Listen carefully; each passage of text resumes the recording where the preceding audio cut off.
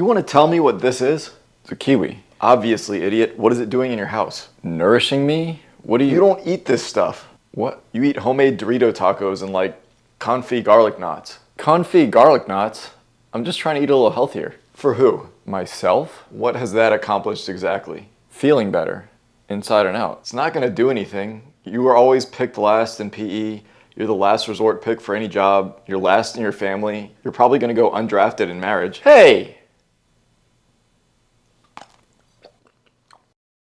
I haven't been eating the healthiest, and I'm just not really where I want to be health-wise for the last year or so. So in this video, I just threw together a healthy-ish weeknight easy dinner. It's just some pan-seared chicken thighs, some sautéed lentils, and then some roasted broccoli. And with a few simple techniques, we can make this taste a little less diety and more delicious. Starting with the chicken thighs, and you could use chicken breast to be even more healthy, but I'm just gonna stop here. I'm using bone-in, skin-on because it's more cost-effective, but we can also make it taste more delicious this way.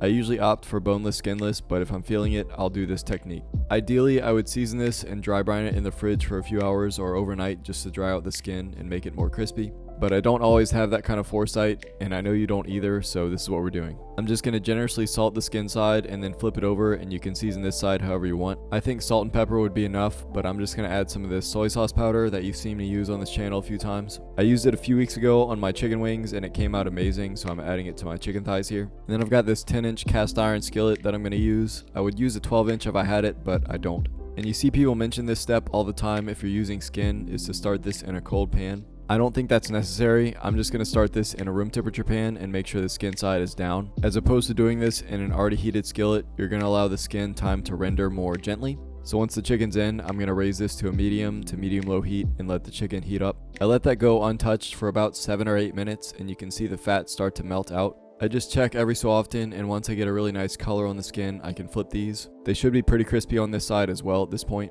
These will take a while to cook because they're kind of thick, especially with the bone in the middle. So I'm keeping the heat on medium, and while I let the other side cook, I'm going to add a few tablespoons of butter, also some crushed garlic cloves, and whatever herbs I can find. I just had some sage. And yes, I'm going to treat these like pieces of steak where I'm going to baste these with the herb butter. I never said this was the healthiest meal, I just said healthier. The butter's just going to infuse lots of good flavor to the outside and the inside of the meat. I'll baste that for like 4 to 5 minutes, and the chicken is still nowhere near done at this point. So I'm just sticking this pan in a hot oven to let this finish cooking. My oven was set to 400 because of the broccoli I was also roasting, but you could do like 350. You can basically let these sit and cook while you make everything else until they're done. You of course want to reach 165 internal for chicken, but you can let the thighs go further, so I went around 175. Just make sure the thermometer doesn't hit a bone when you're trying to take the temperature. So you often pair a protein with a carb like potatoes or rice, but in this case, I'm going to use some lentils. I feel like these are slightly healthier, but maybe not. I've got about a half pound of these, which I think is a little more than I needed, but I'm going to use all of them. And I've tried to cook these in broth to have them absorb the perfect amount of liquid before they finish cooking. It's just hard to time that, so I'm using Adam Ragusse's method of boiling these like pasta. Well, sort of. I'm going to add these to some room temp water with some salt and a couple of bay leaves.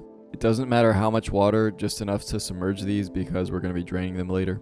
And I basically just bring these up to a boil and then keep them on a medium boil until they're tender. Just taste them every so often, and when they're squishy enough to your liking, you can take them off heat and drain the excess water. I'm just going to keep these on standby while I make the sauteed aromatics to pair this with. And this part's really simple. I just have a medium yellow onion that I've diced pretty finely. I'm going to add that into a pan over medium-high heat that I've added a bit of oil to, and just add a pinch of salt to start the seasoning process. I'm just sweating the onions for a few minutes until they soften and start to get a little bit of color, maybe 5 to 7 minutes. At which point, I'm going to crush in a couple of cloves of garlic and then saute that as well. That just needs a minute, and then I'm just going to add a couple of tablespoons of tomato paste. The best thing to toast in a pan with aromatics before adding whatever you're cooking. Just stir that until it adheres to the bottom, and before it burns, we can add our lentils in. I'm also adding a couple tablespoons of chicken stock. You could just use water, just anything to scrape up the fond on the bottom. Then I just need to stir everything around to incorporate all the flavors together. And I'm just going to add what I believe is a hack of a cooking ingredient, which is a can of green chilies. You could add this to so many things to make it taste better. It's just a slightly tangy and slightly spicy flavor punch that I love. Just keep them things on you. You never know when you're going to need it. And you can turn the heat off because this is done. You just want to season this however you'd like. I have this masala blend that I used a couple weeks ago for my butter chicken pizza.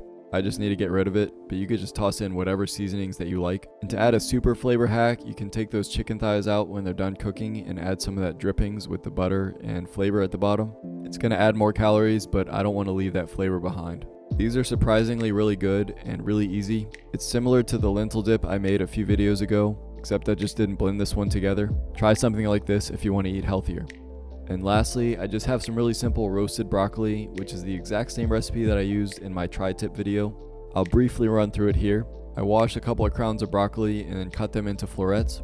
I further cut those larger ones down into thinner slits so that I have more surface area to brown on the pan. I just want as many flat edges as possible to be in as much contact with the pan as possible. I get those onto a large baking sheet and then coat them in a lot of olive oil and salt and pepper. Sometimes I use fresh garlic, but I'm just using garlic powder here because I'm being lazy. Just mix that all around and then get all the flat sides down onto the pan and then load that into the 400-degree oven. I just leave that there for 20 minutes untouched and then they're perfectly roasted at that point. As soon as I pull them out, I'm just going to dust them with lots of parmigiano reggiano. These crispy little boys are the perfect accompaniment to almost any meal that you make. And that's it. We're just going to plate up with a chicken thigh and a good helping of the lentils and then a little bit of broccoli. It's not your standard chicken and rice diet recipe. It's going to be a little bit better. This didn't take all that long. I did this start to finish in about an hour, but you could probably do it faster if you're not filming. But I am hungry, so let's get to the taste test. It's definitely past due for some healthier changes in life, so here we are. This is just along the lines of a humble weeknight dinner, something attainable by anybody. Nothing too fancy, but something to get you by. So I'm gonna start with the chicken. Super juicy, perfectly cooked. Cheers. Having that skin on is just otherworldly. I can't live without it. Yeah, I know chicken breast is healthier and this has way more fat, but I'm willing to spend the extra calories to eat something like this. Let's try out these sautéed lentils as well. Yeah, lots of good flavor. They're starchy. They can carry whatever flavors you add to them, and I really love the curry spice that I put in this. It's pretty reminiscent to the lentil dip I made a few videos ago.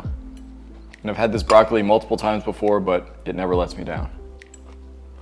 Super crispy edges, but still a little bit of bite in the meat of the vegetable. And yeah, as I said, this is not the most healthy thing that you can make, but it is a step in the right direction. I think you can still make better choices without sacrificing all of the flavor in the foods that you love. You just have to eat well most of the time, which I haven't been doing. So hopefully this inspired you in some way and gave you some more ideas to make food like this at your house. But that's really it. Thank you guys for watching. Be blessed, and I'll see you next time. Heck yeah. This is my spot. Actually, no, it's not. I always like to eat something sweet after my meals, but instead of trying to eat something more unhealthy, I'm trying to keep more fruit in my house so that I go for that instead. I really love these honey mangoes while they're in season and kiwis as well. But a choice like this is a game changer for me, and I hope it can be something useful to other people as well. Okay, now that's it.